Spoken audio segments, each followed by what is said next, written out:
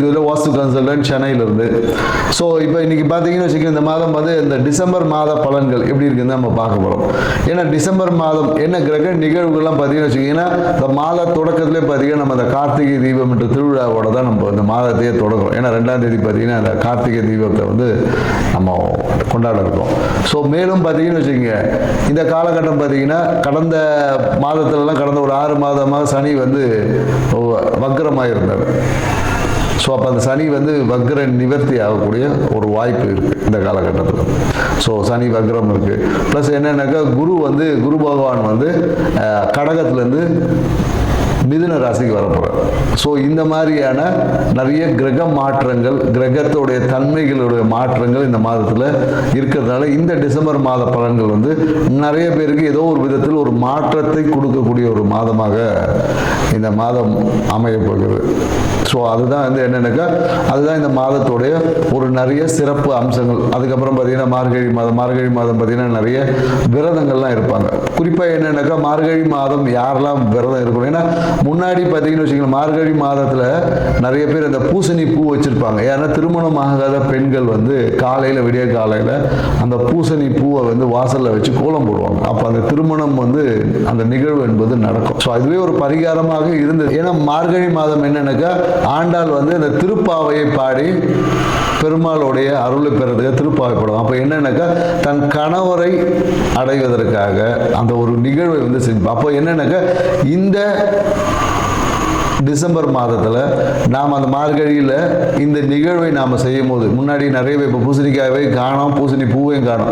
அந்த பூசணி பூவை வைத்து நீங்கள் வந்து அந்த காலையில் பிரம்ம முகூர்த்தத்தில் ஒரு கோலம் போட்டு, ஏன்னா நிறைய பேர் என்னென்னாக்கா கோலத்தை நைட்டே போட்டு வச்சுருவாங்க. சரி, அதுக்கு அதாவது எந்த காலத்தில் எதை செய்ய வேண்டுமோ அந்த காலம் என்பது ரொம்ப முக்கியமானது. இப்போ நம்ம என்னக்கா நைட்டு விடிய காலையில் எழுந்திரி சோம்பேறித்தனம் போட்டு நைட்டு தூங்கும் போது கோலத்தை போடுறோம். அது வந்து பலன் தராது. ஏன்னா காலையில் பிரம்ம முகூர்த்தத்தில் பார்த்தீங்கன்னா நம்மளுடைய அந்த ஓசோன் மண்டலம் வந்து ரொம்ப நம்ம பூமிக்கு நேரில் இருக்கும். அப்போ வந்து நமக்கு கிடைக்கக்கூடிய காற்று வந்து நமக்கு வந்து ஆக்சிஜனை வந்து தரமான பிராணகினை நம்ம சுவாசிக்கும் போது ஆக்சிஜன் O2 போயிட்டு உள்ள O3 மாறும். புரியுதுங்களா? இந்த ஒரு நிகழ்வு நடக்கும். அப்போ இந்த O3 வந்து அதிகமாக அந்த காலகட்டத்தில் நமக்கு கிடைக்கும் அப்படின்ற ஒரு அறிவியல் தன்மையே இதில் இருக்குது. அதனால தான் மார்கழி மாதம் நிறைய சிறப்புகளோட இருக்குது. அப்போ திருமணம் தள்ளி போகக்கூடிய நிறைய பெண்கள் இந்த காலகட்டத்தில் நீங்கள் அந்த பூசணி பூவை வச்சு அந்த சாணி மேலே பூசணி பூ வச்சு கோலம் போட்டு நீங்கள் வரும்போது உங்கள் வாழ்க்கையில் அந்த திருமணத்திற்கான அந்த ஒரு தன்மை வந்து உங்ககிட்ட மேலோங்கும்.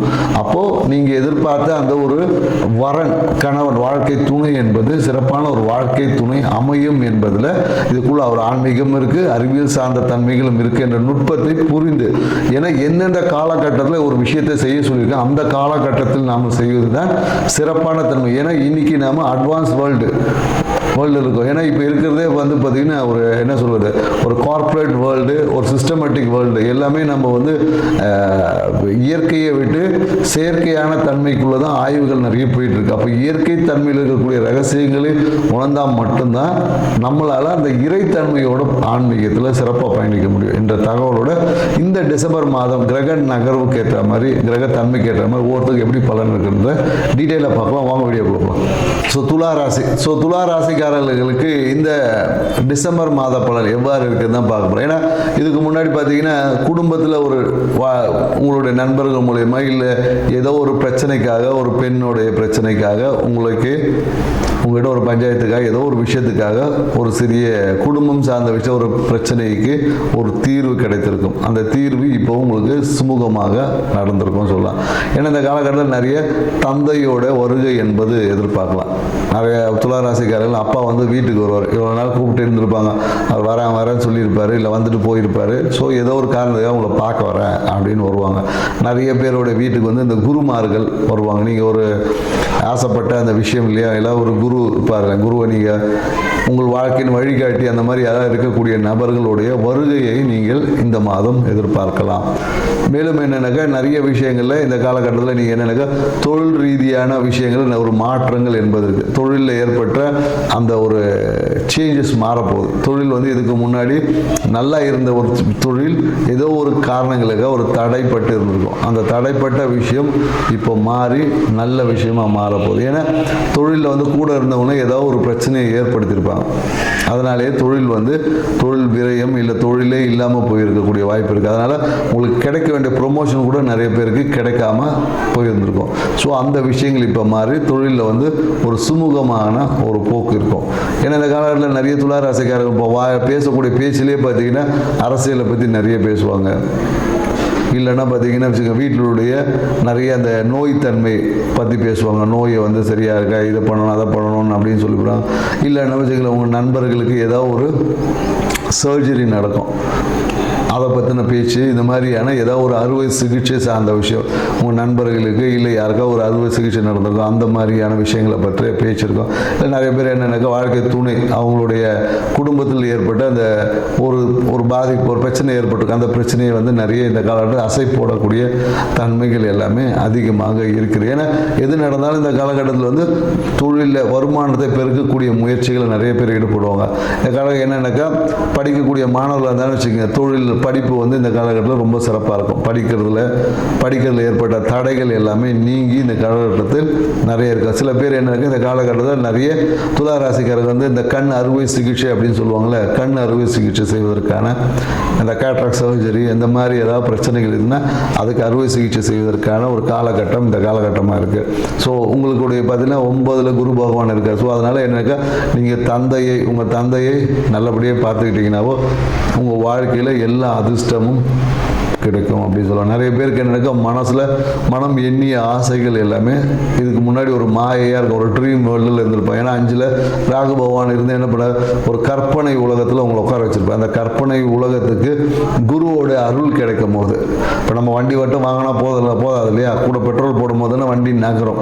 ஸோ அப்போ என்னன்னாக்கா அந்த கற்பனை நிஜமாவதற்கான ஒரு வாய்ப்புகள் இந்த காலகட்டத்தில் பிரகாசமாக இருக்கிறது அப்படின்னு சொல்லலாம். ஏன்னா இந்த காலம் நிறைய ஆன்மீகம் சார்ந்த விஷயம், ஆன்மீக பயணம், சிறு தூர பயணங்கள் நிறைய இருக்கும்.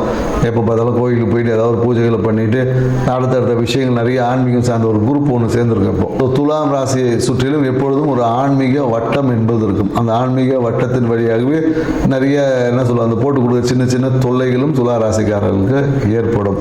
மேலும் என்னென்னாக்க இந்த காலகட்டத்தில் குருவோட ஆசீர்வாதம் இருக்கிற நிறைய ஒரு லாட்ரி யோகம்லாம் இருக்கும்.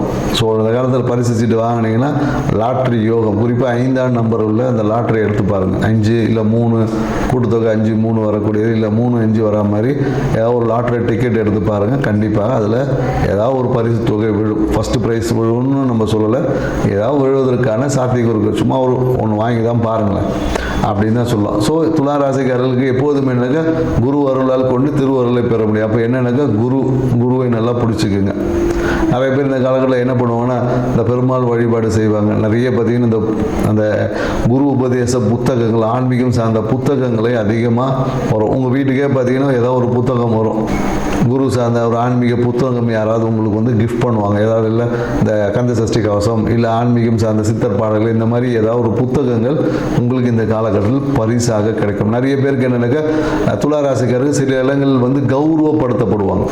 சரிங்களா? ஸோ இந்த இடத்துல வந்து கௌரவ பதவிகள், அரசியல் துறையில் இருக்கிறவங்களுக்கு கௌரவ பதவிகள் எல்லாமே ஒரு டெம்பரவரி போஸ்ட், ஏதாவது இந்த ஒரு மீட்டிங் நடக்குது, நீ இதை பொறுப்பேற்று நடத்து, அதை பண்ணு இதை பண்ணு அப்படின்னு சொல்லி எங்கேயாவது ஒரு சமூகத்தில் ஒரு முக்கியத்துவம் கொடுக்கப்படும். அது ஒரு குறுகிய கால ஒரு முக்கியத்துவம் இருக்கும், ஒரு 6 மாதம் அந்த மாதிரி இருக்கும். ஸோ அதுக்கப்புறமா அந்த முக்கியத்துவம் வேற ஒரு ஆளுக்கு போகும். இந்த மாதிரி இந்த காலகட்டத்தில் சமுதாயத்தில் ஒரு அங்கீகரிக்கப்படக்கூடிய ஒரு நபராக துலா ராசிக்காரர் இருக்க போறீங்க. ஸோ இந்த மாதம் உங்கள் வாழ்வில் அனைத்து ஐஸ்வர்யம் பெருக குரு வழிபாடு சிறந்தது, இல்லை இஷ்ட தெய்வ வழிபாடு சிறந்தது.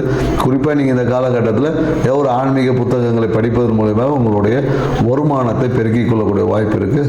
ஹாப்பியாக இருங்க. நன்றி, வணக்கம்.